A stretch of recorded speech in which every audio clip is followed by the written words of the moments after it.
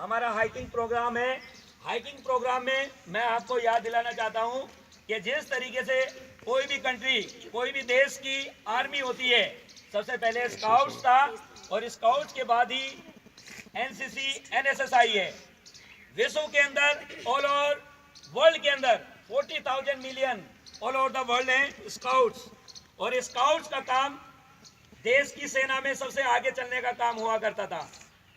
और ये war scout हुआ करता था जो लड़ाई के लिए कार्य करता है। लेकिन हम जो हैं वो पीस स्काउट्स है, मैसेंजर ऑफ पीस, जो डेवलपर ऑफ पीस। पूरे विश्व में शांति का पैगाम, शांति को बनाए रखने के लिए हम तैयार रहते हैं। चाहे वो आपदा विपदा किसी भी तरीके से हो तो उसके लिए हम तैयार रहते हैं।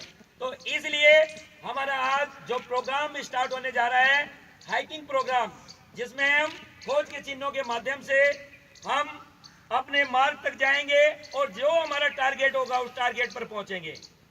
हम पेड़, पत्थर, घास और मिट्टी के अलग अलग चिन्हों के माध्यम से जाएंगे।